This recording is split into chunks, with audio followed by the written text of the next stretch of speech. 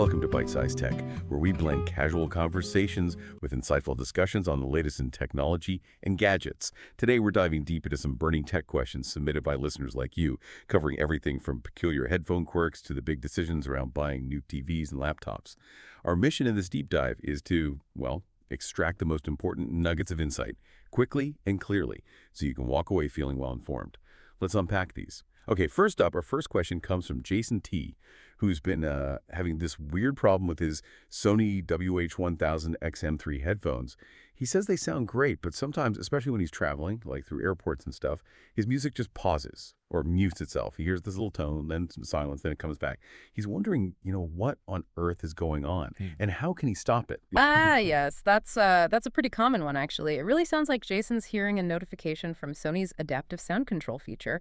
It's actually a clever idea. It's designed to automatically sort of tailor the headphone settings to match where you are or what you're doing by learning your habits. Huh. So it's trying to be smart, but it's actually just being annoying in his case. Yeah. Seems like that happens a lot with these features, right? Exactly. Yeah, pretty much.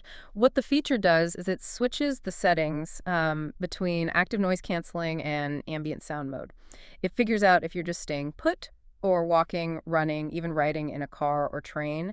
So, by default, noise canceling is usually on when you're staying still or riding. But if you start walking or running, it'll often switch to let more ambient sound in, probably for safety, so you can hear traffic or announcements. Ah, okay. So it's constantly checking and switching based on movement. I can totally see how that would get super irritating in an airport. Yeah. You're sitting, then walking, maybe a quick jog to the gate. Yeah. And it would be going off all the time. You nailed it. That intermittent muting Jason's hearing, that's almost definitely the notification tone. It plays every single time the headphones switch modes automatically. And in a busy airport, you're moving around, stopping, starting. Those changes and those tones would happen constantly. Super distracting. Okay, so how do we tell these slightly overzealous headphones to just chill out a bit? Is there an easy fix for Jason?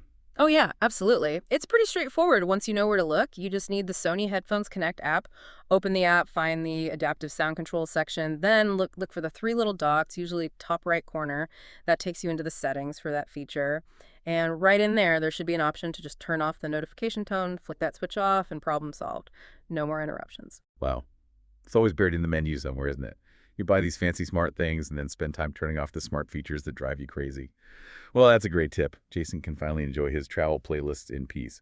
All right, let's switch gears from headphones to something much bigger. A question about TVs, which is, a pretty big purchase for most folks. We had a listener, Adi Pratama, ask something really practical.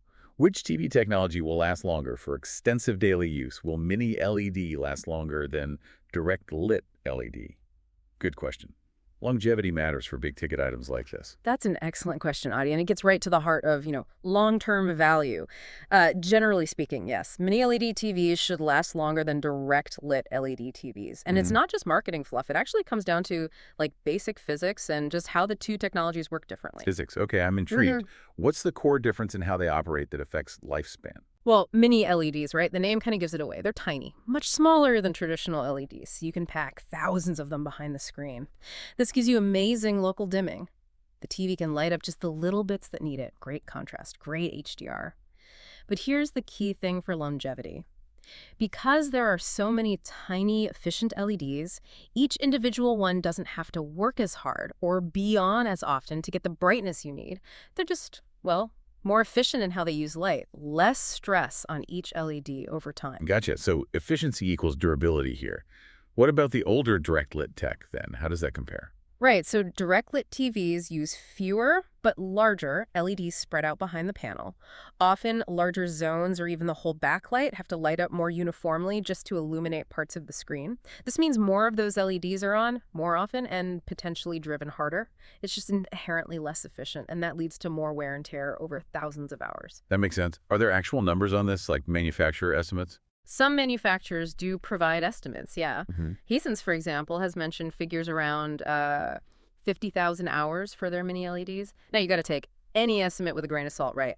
Actual lifespan depends massively on how you use the TV, brightness settings, how many hours a day, even the type of content. But for someone like a Gadget talking about extensive daily use, the underlying tech of mini LED definitely points towards better durability. And I guess there's also the whole you get what you pay for thing. Mini LEDs are usually pricier. That definitely plays a role. Mini LED is typically found in higher-end TVs, and those models often come with, better overall build quality, maybe better heat management, other things designed to help them last longer.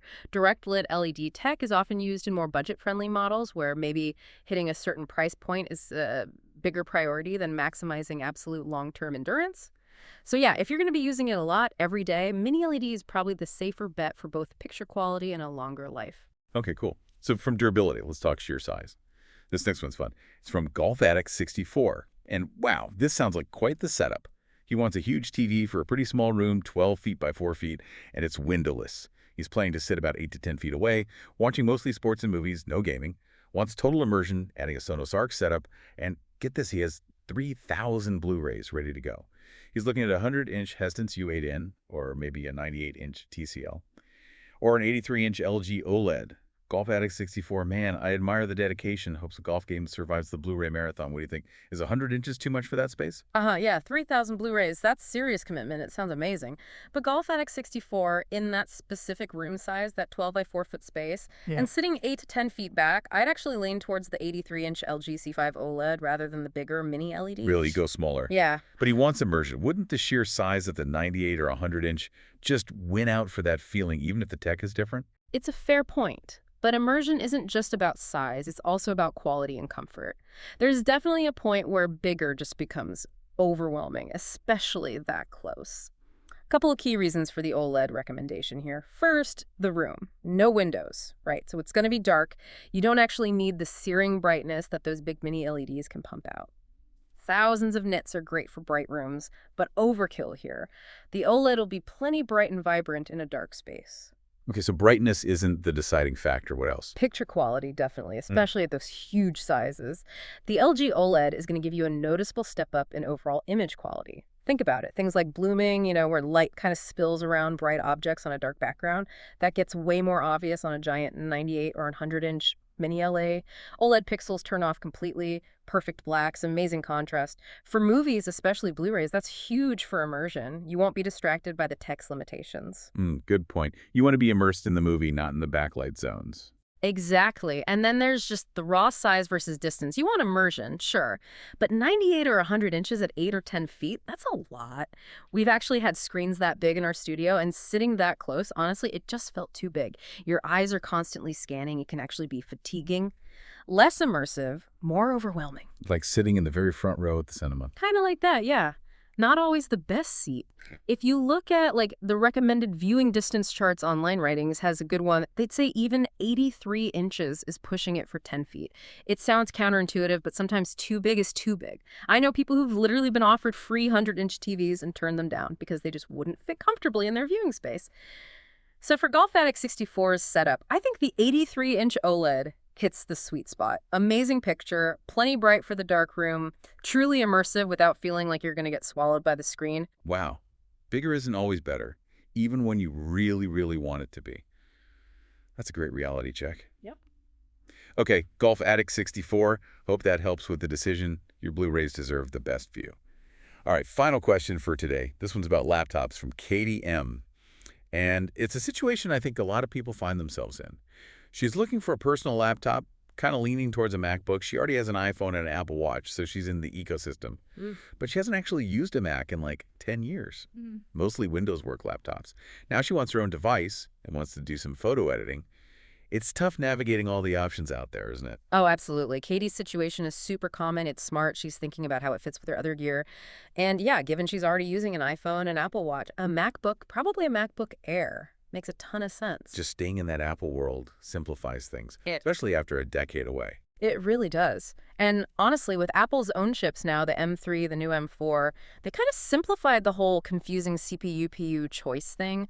These chips are seriously powerful for everyday stuff, and they handle creative work like photo editing really well, often better than you'd expect for the price or the form factor. No need to decode endless Intel or AMD model numbers. That definitely helps cut through the noise. Yeah. Okay, but specs still matter, right? Especially for photo editing. What about memory? Storage? Yeah, that's where you need to think carefully. If Katie's planning on doing really heavy lifting, like lots of layers in Photoshop, running multiple big photo apps at once, then definitely upgrade the unified memory. That shared memory pool between the CPU and GPU on Apple Silicon is a huge performance booster. If it's mostly lighter work, maybe just Lightroom and basic adjustments, then 16 GB is probably fine. But storage? Oh man, don't skimp on storage. 256 GB, especially with photos, it'll fill up so fast. Seriously. I'd say 512 GB is the absolute minimum she should consider. Honestly, 1 TB is probably the safer bet if she plans on keeping photos on the machine. I struggle with 1 TB sometimes, and I offload stuff constantly. Wow, okay. So storage is critical. Don't underestimate how quickly those photo files pile up. And being in the ecosystem already, that helps with the creative side too. Huge help. Seamless setup is just the start. Things like handoff, where you can start something on your phone and pick it up on the Mac, or universal clipboard. Even using your iPhone is a really good webcam instantly with continuity camera. It all just works together smoothly. Makes moving photos around, integrating devices. It's just easy. Less friction, more creating. Nice. Any last tips for Katie to get the best value? Yeah, one thing, don't just look at Apple's site. Check other retailers too, places like Best Buy, Amazon, B&H. Sometimes they have slightly older models, maybe an M3 Air when the M4 is out at a really good discount. And honestly, an M3 is still going to be plenty powerful for her photo editing. Could be a great way to save some cash. Excellent advice. Finding those deals makes a difference. And yeah, simplifying the tech choices so you can just focus on the creative work. That sounds like a win. Looks like a MacBook Air is a great path for Katie.